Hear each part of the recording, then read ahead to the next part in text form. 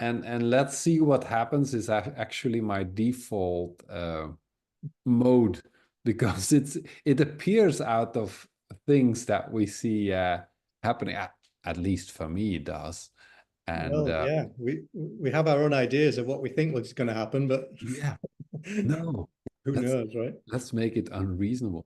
So, welcome, Ian Watson, the already famous Ian Watson to me. I didn't know yet when I met you, but I recognize this name from somewhere, but doesn't matter. Uh, Thank you, Bart. It's nice to be here with you. yeah. And I wanted to present you, but I didn't ask in advance how to call you. So I know you teach a lot of classes and seminars and conferences around health and homeopathy. I see you appearing everywhere, but that's maybe the algorithm of the internet doing that to me. Yeah, Or are that's you more what that I used to famous? teach. The homeopathy was my background, so Mm. you'll still find a lot of those resources. That's not so much what I teach these days, but I am an educator by profession. That's Okay, what I call myself. I like that. I like that. And you educate people in, it's not directly homeopathy anymore, but it's more around the three principles, understanding and health, the Yeah, combination of the both.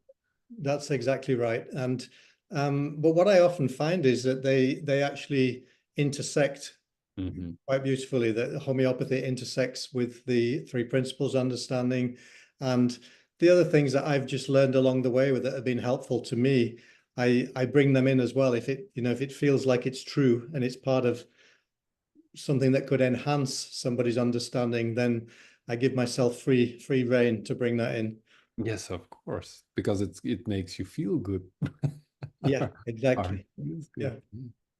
Yeah. We actually met in Spain in a retreat Dominic Scafidi was hosting, and what came together for me also through three principles. If people don't know it, it's actually, it doesn't matter, because if you only follow the feeling of aliveness, and where does my hairs on my hands stand up straight, or where does my anus move when something happens, because that's my barometer. I use it a lot, the extension of my nervous system. That's actually where my real brain is. Yeah. Yeah, well, no, I love what you're pointing to there because it's true that we all have a way of recognizing what's good for us, what's right for us, and also what isn't. Yeah. And whether we listen to that and pay attention to it is another matter, but it is built into us.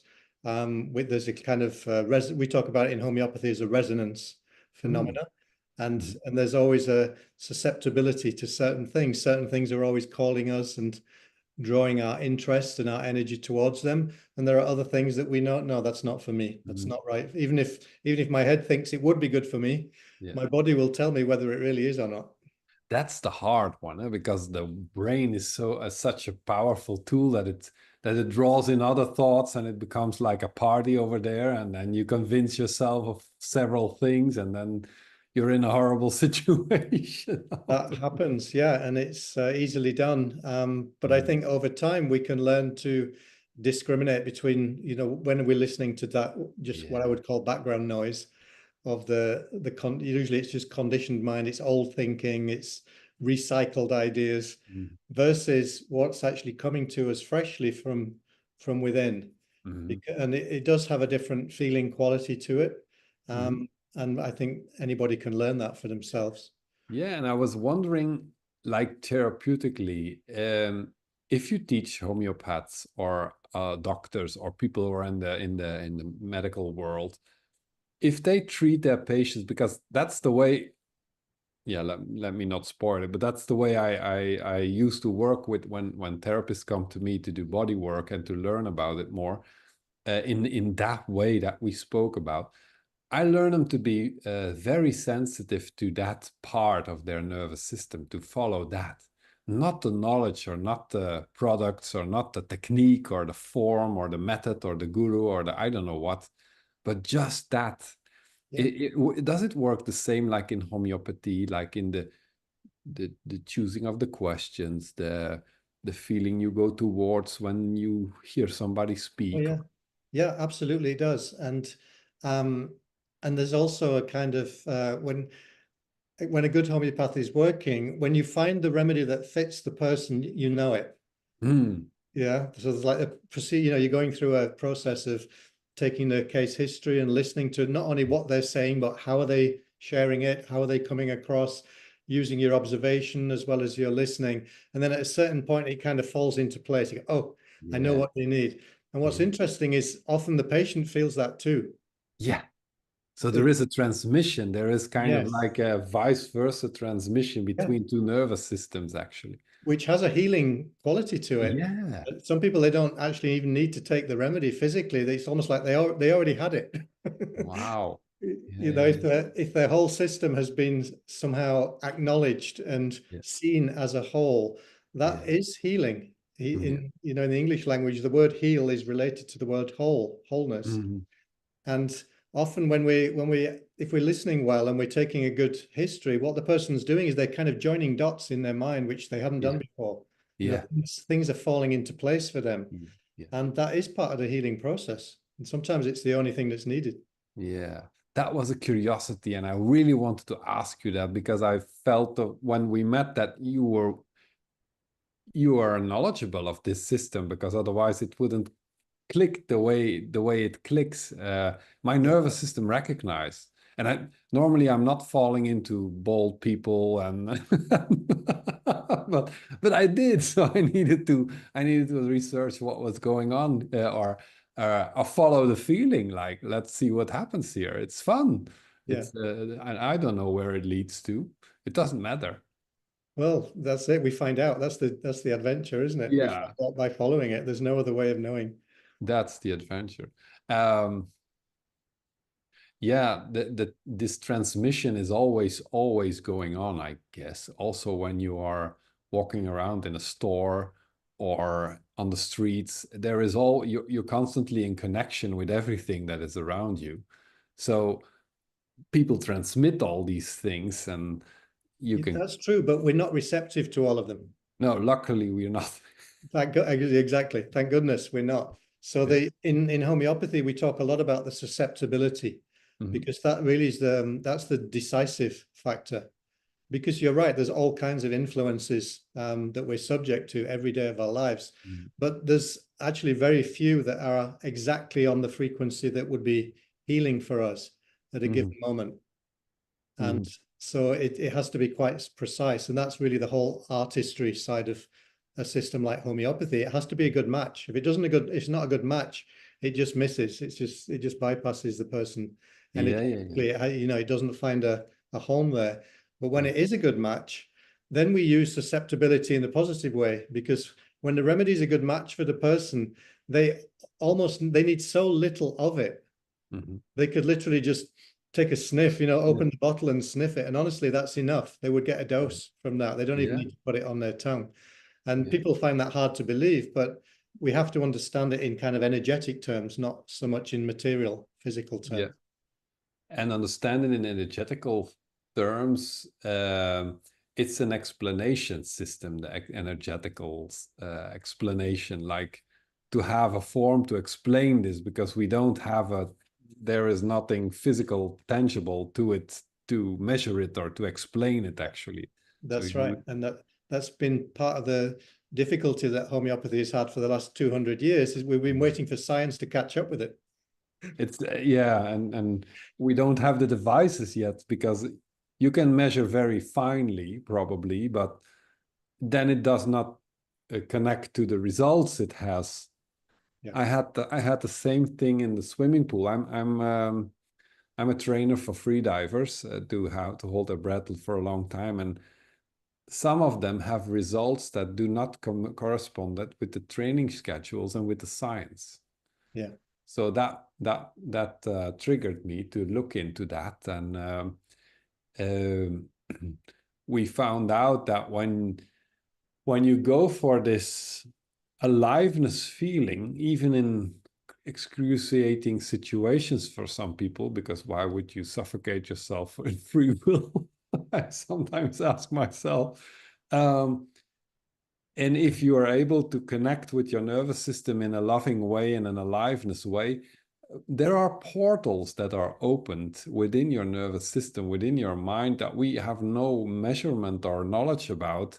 In yogic terms, they speak about them, but still yogic terms. They're still not Western terms.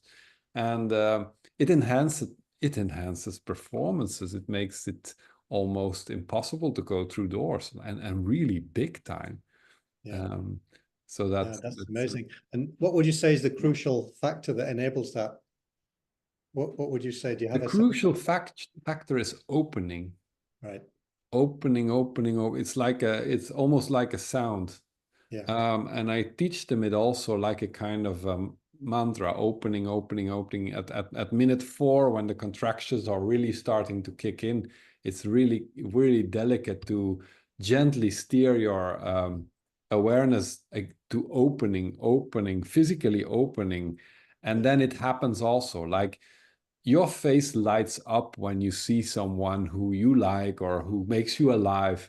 It's so that it's that delicate, and it's a real yeah, it's about opening and about aliveness, and about, oh, I don't want to use the word, but I'm gonna use it anyway. It's about feeling a love opening or something, and Yeah. that allows it. So the fighting, fixing mindset is never it's never a mindset that goes beyond a training schedule or a healing schedule. Hmm. Um, So that makes sense to me. What I'm hearing in how you describe it, it's not anything that we can force. We can't make that no, happen by no, by using willpower or for. It's no. more of an allowing and a relaxing and opening, as you Yeah, describe. yeah, Yeah. yeah, yeah, yeah. And it feels like a kind of a flow state, but you're still very aware of everything that's happening. And the funny thing is, the syncope, the time that they get unconscious, because if you go too long, you just go unconscious. It delays that time, so you're longer aware, and that's scientifically not possible. Right. That's an untrainable system, but it Yeah. is trainable. It Yeah. is manageable. I love Very, that. very strange. Well, then we have something in common because homeopathy is also supposedly scientifically impossible, you Yeah, know? it's funny, yeah. And It's yet it continues to work merrily, Fortunately, yeah. it doesn't seem to make a difference to whether it works or not. Yeah. I think it's a very good medium if to transmit information through it, because Yeah. it's so fine. It's almost as fine as the transmission of information itself without Yeah. talking or feeling, I think. Yeah, that's it. And it's happening in a subtle way. And yet it turns out that we are subtle beings too. Yeah. So if it as long as it again, as long as it's at the right frequency, we can respond to something subtle. We don't need a sledgehammer. No. I think that to me, that's one of the big problems of Western medicine. It's using too much force and it's trying to Yeah. impose something on Yeah. the system rather than really listening and what's actually needed, what's really needed, what's really asked for here. Yeah. If you find out what that is and you match it with something that resonates at that frequency, Yeah. they don't need much of it at all. It's a very, No, very subtle I interaction. can imagine. And so what's needed, is it more in the way of the way a person is handling his system and his life situation, and the view on an issue or problem? Is that the starting point? Like It somebody can, comes with an allergy, and yeah, there's it more can to be. that story. There's many entry points actually. Mhm. So it can be the entry point might be a physical health issue, Mhm. Mhm. like an allergy or something of that kind, or it could be that the person just feels like their energy is off and it's not Mhm. specific. A lot of people are, they have something that they know is going on. They don't Mhm. feel 100% themselves. They don't feel 100% healthy. So they go and have all the tests, but the tests say there's nothing wrong with you. Mhm. That's a lot of people. A lot of Mhm. people are in that category where Mhm. they're not sick enough for it to show up as a pathology, Mhm. but they know that something is not harmonious in their own Mhm. system. So homeopathy is very good in that area too, because it's more subtle. Mhm. We can just pay attention. We can use the person's subjective experience. Mhm. That's enough for us to go on. We don't need it to show up on a lab test or No. anything like that. How they describe their own experience and also what we observe of that Yeah. is enough to go on, because it's Yeah. giving us a readout. You know, we, in a Yeah. sense, we can't hide that. Yeah. Yeah. Yeah. I understand. And of course, you're focused on the person, him or herself. So you are kind of focusing on that. What I encounter in my practice is that there is also a transmission from my story. Of course, I make it as safe as possible for the person that lies on a bodywork mat, because I do a lot of body work too. Um, but there is a mingling of stories, and I see myself taking a lot of internal positions towards a situation, like ask internal questions like, okay, how is this? And how are you in relaxing? And if I was your grandmother, how does this feel? Is there aliveness here? And so there are all these little tests that give me a layer of photographs. And when I look top down through the layer, I get kind of like a taste of a Yeah, person's energy or something. It's yeah, kind it's not so different. It's like you're building Mm. up a picture, as it were, like a Yeah, three-dimensional yeah. picture. But And always realizing that I am there also yeah, with you have to be participating and be yeah, present. yeah, Otherwise, you know, we could just sit people in front of a computer and the computer asks the yeah, question, which yeah. there are, believe it or not, there are programs in homeopathy now that will, in a sense, do that. But of course, it's not the same. You cannot replicate the human, what the human dimension brings is Yeah, something, it's something in addition to anything that even a really good computer program can do. yeah. And I know I'm going very more technical now for maybe people listening this, but I think it's very interesting, and I go with my joyous feeling. So I don't care what other people think about that, but uh, it changes also. So when there is another person sitting there as a therapist and the same patient is there is another story and another vision and another, but the outcome is often in the same direction or something. Yeah, it You won't be experience? exactly the same. But no, I think that's a good point, is that we, Western medicine again has tried to claim that it is somehow objective. You know, it's an Mhm, objective science, mhm. and that, you know, we're not supposed to get involved with the client, certainly not on an No, emotional level or no, anything like no. that. And yet that's, you know, in a way, it's missing the point, I think. And it's impossible. It's, well, first of all, it's impossible, but second of all, that it, if that relationship, as you say, you create a space which feels like a safe space and Yeah, a nourishing space for the client, that's yeah, healing already in and of yeah, itself. So yeah, why wouldn't we make use of that yeah, aspect? yeah. Doesn't make sense to me to try and keep it outside the door, you know? No. So it's actually could you describe it as a dance between Yeah. systems? Very much so. Yeah. Yeah. And it is dynamic and it is unique. And you're right, a different practitioner having that dance with the same client would actually have a different experience. They probably ask some different questions. Mhm. They might, in homeopathy, they might even end up giving a different remedy. But there's more than one remedy that could be helpful. Mhm. Yeah, So yeah. What I feel that you are trying to say, and please correct me if I'm wrong, is that the focus is a lot on the homeopathic product when you speak about homeopathy, or when I go to the chemist and I order my homeopathy. It's the focus on this is gonna do the thing, but it's yeah. actually already happened the Yes. moment you sit there. Yeah. Yeah. No, I love, yeah. I mean, and I think it takes a while for even for homeopaths to realize that. Mm. So, and that's part of my job. Part of how I see my work is making that more conscious for them, because Yeah. otherwise, if everything depends on the remedy being Yeah. the agent of healing, Yeah. then first of all, you better make sure you get the right one, you know. Yeah. And it should help after 3 pills. So it's a big pressure on the, you know, on the practitioner, first Yeah. of all. They start worrying, you know, am I getting it right, and so on. And also from the client's point of view, all of the healing power is invested in something outside of them now, Yeah. rather than really recognizing the healing power is inside. It's Yeah. not outside. If at best the remedy acts as a catalyst Mhm. for that healing power which is within. So it's not all powerful. You know, that remedy for someone who doesn't need it is nothing. It's just sugar pills. Yeah, it doesn't help do anything. Yeah. Yeah, it only becomes powerful when the person actually needs it in the moment that they need it. So where's Yeah. the power really? It's within Yeah, them. yeah.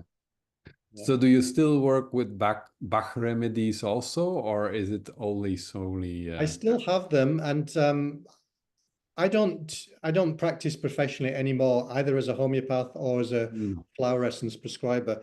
I still have a collection of remedies and flower essences because they are my medicines of choice for myself, mm, my family, and friends. But my own work is more since 2000, early 2000s, really.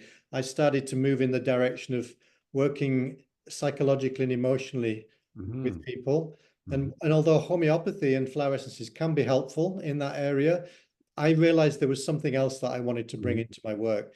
So I just Wow. followed that interest, basically. Yeah, So yeah. for me now, the remedies are kind of a peripheral feature, that it's not the Mm. main reason that people come to me. Well, that's nice. Oh, wow. Yeah, I wanted to share something with you how I came to use this because I was a shiatsu therapist for a long time from childhood on. I was trained in that. And I actually did that completely against my better knowing. Completely bored out of my head of all these depressed people wanting to get healing and me finding the right points and it's the point and can you pressure the point and why is the gallbladder point hurting so much and oh my god now I need an operation and it actually came to a point where I completely ignored my clients and my clients' complaints. I was just working for myself to have an enjoyable time and to have more energy out of the session than when I went in. And what I found out was that they had much better results when I was not paying attention than when I was. What a surprise. Yeah. Yeah. And I thought that was then it started to interest me again. Like, what's happening here? Here is something. And then Yeah. it became a dance. And I um, love that. I love that story. It reminds me of the expression "physician heal thyself." yeah, Is and that really is what it's all about, isn't it? The more that you really find, if you tune this instrument, yeah, the more that you tune this instrument, then the more that you can be in tune with someone else that you're yeah. looking to help. Yeah, you really get annoyed because you're doing actually the same as the doctor does, but only with pressure points. So what's the point in that? Yeah, Uh, yeah, yeah, that's really interesting how that resonates with the way of body work I do. What we do now is also put people in groups because it works the same. The group's resonance towards one person or in a group, it doesn't matter. It has quantum qualities. yes. Exactly right. My own experience confirms that, and that's why I love group work for the same Yeah. reason, because it does so much of the work by itself, and I trust that it's always the perfect group. That Yeah. somehow it's the perfect combination of energies in the room, Yeah. and it's like a domino effect. One person shares something or something happens, it touches something in somebody else, and now their process is underway, and it just moves around. It moves Yeah. around by itself. I love that. Yeah, and it's always right. Yeah, There isn't, I couldn't make it better or yeah, something. And that goes nicely together with the kind of a philosophy that we are actually only creating our own reality right in front of our nose, and there's nothing back in the back, and there's nothing in the front. It's just happening there. And what is happening is actually the greatest thing ever because that's the only thing that can happen. that's it. That's it. And we're Wow. all experiencing it in our own unique way, even in a shared environment. Yeah. Everybody's having their own experience, which is not going to be the same as the person next to them. No, that's amazing. And yeah, but it can be devastating for some people that really hope to manipulate things and make things better, but it's actually working against themselves. And on the other hand, it's also perfect. Well, yeah, sometimes we have to do what doesn't work in order to find out that that doesn't work. You know, we Mm. have to do it enough to discover that, oh, this is exhausting me. You know, Mhm. if a person's using a lot of willpower, a lot of effort, a lot of personal energy, at a certain point, it's going to exhaust them. Yeah, And, you know, they're going to realize I'm trying too hard here to make something happen yeah, that doesn't seem to want to happen. yeah, yeah, yeah, yeah, yeah, yeah. And that to me is often the, you know, that's the point where it shifts, and maybe they could either get burnt out. I did that. I got Yeah. burnt out as a practitioner.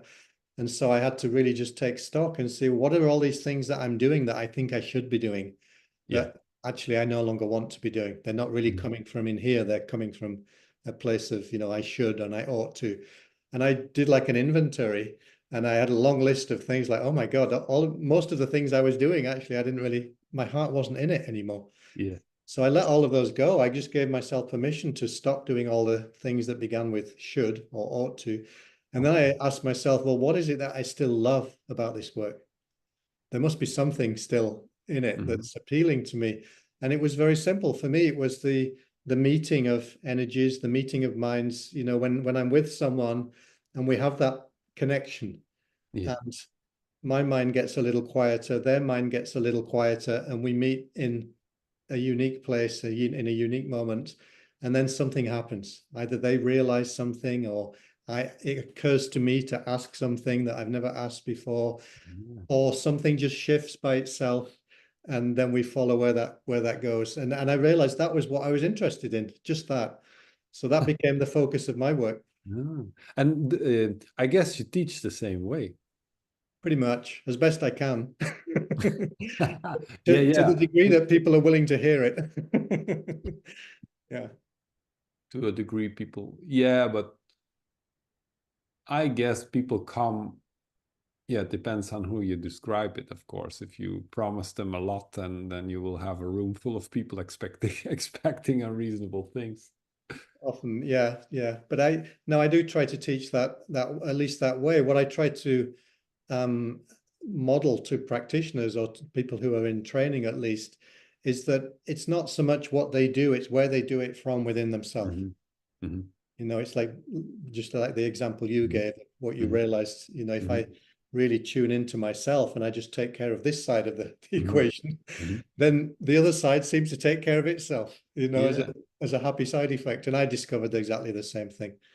Yeah. Yeah, there was a client who described it as uh, like she was near a burning log of wood, and because she was near, she started to burn herself too, and then she could pass it on. Yeah. Um, and she realized that she was actually always already burning, but she Mm. put out the fire each time she came in the house with her husband. Yeah.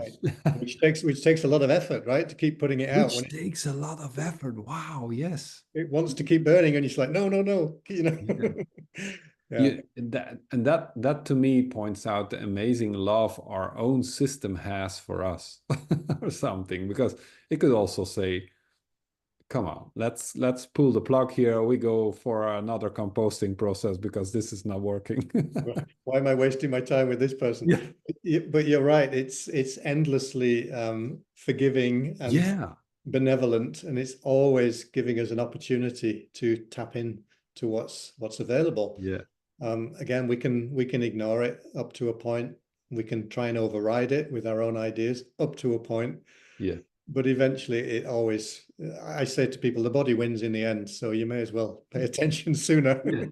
It is. And it's the when I discovered it was actually the greatest love story ever, then it got complete attention of me. But how long ago was this realization that you had to skip the list of things you and the responsibilities you took on, and because it was your own choice to have Oh, that whatever? was sort of early 2000, about year 2000 or thereabouts. Wow. I'd already been practicing as a homeopath for about Yeah. 15 years Yeah. at Yeah. that Yeah. point. So I was getting a bit burnt out just from the amount of work that I'd been doing. I was also running a school, training homeopaths and so on. So I was ready for something to give. But that was really the turning point. The turning point was when I was with a client one day, and the window cleaner came. to the clinic. I think you Did spoke I with mention that to yeah, you? that's nice. And he looked so happy and so light-hearted. He's giving me a wave. And I just realized, compared to him, I felt really burdened by my work. I felt overwhelmed and tired. And Yeah, I thought, I want his job. yeah, And then the next thought was, no, I don't really want his job. That's not what I want. What I want is to be feeling what he's feeling. yeah. To be in that state, that's amazing. That's what woke me up. A, And a it was crash really, course. yeah, once I saw it, I thought, okay, I need to turn something around here. And really, it was just a big letting go. It was a letting go of my own Yeah, ideas. No one else was forcing me to work in the way I was working. no, I just adopted these ways of working, and they probably had been suitable at the early part of my career. yeah. I think that's often the case. We take things on which are they're going to be helpful at a certain stage, but then we forget to let them go when we move on to the next stage. That's Mm, all that had happened. mm. Yeah, I killed those off already early in my career, which made me struggle for money and for survival for almost 30 years. So that is not a solution either. Well, it is, but it creates new problems. Yeah, it creates new problems. Yeah. But how do you go about now then? How do you organize your lectures and your work? Is it just like, okay, let's feel we have a blank spot in the agenda. I have the feeling that I want to do something in a certain part of the world, Yeah. and That's then you it. manifest it or something. Well, sometimes it's like that, or sometimes somebody approaches me. I do get Mm. asked to do things. And like this, for example, we had a Oh, chat. You, yes. you said, would you be willing to come and have? I said, yeah, sure. Damn. I'm in So your system. when something like that comes into my field of awareness, I just Mm. I just check in with myself. Is it something that I feel like doing? Yes Yeah. or no? Yeah. If it's a yes, then I say yes. And then I don't know what that will lead to. And I No. don't need to know, but I trust that oftentimes that initial yes will open a door somewhere else. Yeah. Um, and that's really how most of the things that I end up doing, that's how they happen. I, Yeah. I Yeah. just have a conversation with someone, or sometimes it comes to me as an idea. I feel like doing this. Uh, Mm. I'll give you an example. About a few weeks ago, I started thinking about Egypt a lot. Hmm. And I used to spend time in Egypt. I've been in Egypt for many times, but I haven't been there for years. Hmm. And every few days, Egypt was on my mind. It's like, that's Mm. interesting. I haven't even thought about Egypt before. Maybe it's time for me to go back to Egypt, was the thought. And then on the weekend, I was teaching a group in London. I got a message. Oh, it's from a friend who lives in Egypt. I've I've not heard from him for 5 years. It was Nice. over 5 years ago. I looked on the day. The last time I heard from him was 2019. And they said, "Hi, Ian, how are you doing? I'm just running a retreat group. I'd love it if you could come and teach the three. Or do you know someone who could teach the three principles to my group?" I said, Funny. I do know someone. I'm recommending myself. So, It's that easy, actually, yeah? And it's well, that to one. me is just an example of how it works. I think if you're what I would say in alignment, then there is a kind of natural flow to life. And sometimes there's a period where it doesn't look like much is happening. There's a kind of Mm. a lull, and I'm sort of waiting. It's like, okay, what's next? I don't know what it is. It doesn't Mhm. seem to be coming, but I've learned to trust that now. Mm. That's That's it's a creative incubation yeah, period. that's good advice, actually. Yeah, to be Because I able think to if trust. we get too impatient, then we start interfering. We start Yeah, thinking that, and I've done that before. I start thinking I need to make something happen, yeah, otherwise I'm going to be homeless or something. yeah, yeah, yeah. And of course, I just get busy, and that busyness doesn't really generate anything useful. No, and to be at ease with the fact that there are, yeah, that you're not gonna work in a factory, whatever happens, we are not gonna do that anymore. We had that, we're not gonna do that. Mostly at those days, new things appear, or yeah, you get insights. Do you see patterns? Like if you look a little bit back at what you did the last few years, that there is a pattern appearing, like you teaching more to physicians or therapists, or Oh yeah, is yeah. there are there patterns appearing? That's an interesting question. There are, and it changes over time. Of course. So yeah, I get like a period of where I get similar things coming at me, from Mm, different directions, but they're mm, all similar. And for a while, that happens sometimes like one after the other. And then that just disappears from my life. It's like, okay, I seem to be done with that. And mm, now it's something else. There was a time when I was teaching the three principles, for example, in schools and to mm. children. And I, Oh, I did nice. it in one area, and then I must have mentioned it to someone. Like, oh, will you come and do it in this school? I was like, Mm, okay. And then, will you help us create a project in another school? I was like, mm, okay. And mm. I thought, oh, this must be my work now. Yeah. It seems that I'm going to be involved in schools, but it was just for a certain time period. And then all of a sudden, it dried up. That was it. That was the end of it. It's like, oh, okay. Okay. What the stupid thing I did was when I recognized the period like that, I started to print flyers and name tags and I've done that. and the result was that I ended up with 30 different titles. I've done that, but I've done exactly that. I thought, this is it now. Yep, let's get it down. Let's get my website. So, Yeah. and then by the time you've got all the materials, it's changed. It's like... So I stopped doing that. Me too. We live and Anyway, learn. um, what I um, what I feel alive to is I'm now trying or I'm teaching people who want to do coaching themselves and want to work with people. And actually, I'm everybody. I'm trying to transform everybody in working with each other because I think there's a lot of things that can be changed when people start to see how they work and function. And yeah, I would love to have a collaboration on one level or another. And That would be fun. That would be yeah, fun. I Yeah. think so too, because you come from a very very refined form of therapy and homeopathy, but the similarities with neurotransmission work and body work are so strong because it's actually the same system basically. I So, think that's how I look at it now. Yeah. I think anything that is in alignment with how nature works, basically, mm, and when that includes how we work, mm, then any system that is in alignment with that close enough mm, is going to have A, is going to have good results, mm, and B, it's going to have commonalities with other mm, systems that are doing mm. equally good work. Yeah, You're going to start to see, oh, it's a lot like this, isn't it? yeah, yeah, yeah. And sure enough, of course. Yeah, and the fun thing is you can really make it tangible for people. Like in sports or in healing or in it's really tangible, like results and the way people feel about it. That's incredible. And that's my lifelong amusement park where I can make it tangible for people that they're like, what happened here? It's Yeah. not measurable. This is not possible. Let's try this again. Why is this working with what is this? and Yeah. and people get interested, doctors get interested, and yeah, Once they, it's really yeah, fun. they have to see it for themselves or they have to experience it Yeah, within their own yeah, system. But that's what, yeah, it converts people essentially, even if their yeah, mind doesn't understand it. If yeah. someone has the experience, then they can't deny that. Uh, No, yeah, it's fun. Well, let's make some fun. Thank you so much for your time. It was um I know it was right up it was the right path because the 40 minutes went by so quickly. yeah, yeah. Is that how long we've been speaking? Yes, already. Like it. You're right. It went very fast. Yeah. And No, to well, me thank that you. Thank you for inviting me. It's been really lovely to reconnect yeah. with Yeah, let's keep the connection going some way or another.